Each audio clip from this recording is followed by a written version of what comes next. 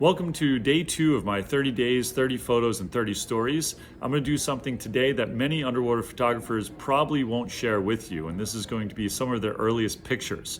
I think this is an important step to see as a photographer, to know that some of your favorite photographers out there started out in the same spot that you did.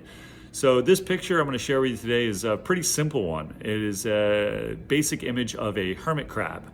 And it may not be exciting to you as a viewer now, but when an early diver, brand new to underwater photography, I was excited to get this picture. When you first start out taking underwater pictures, you're going to realize it's way more difficult than you may expect.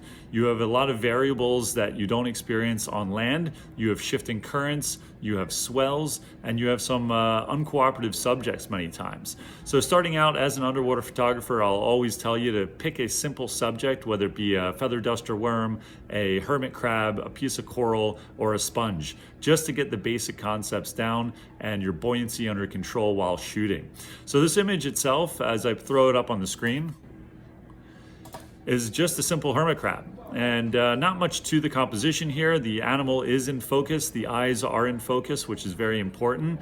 And it's got a little bit of a nice composition to it with this diagonal shape across the frame there. And it does have a foreground. The background is blackened out a little bit due to some camera settings potentially. I'd be honest with you, when I first took this photo, I was probably just getting lucky under automatic settings.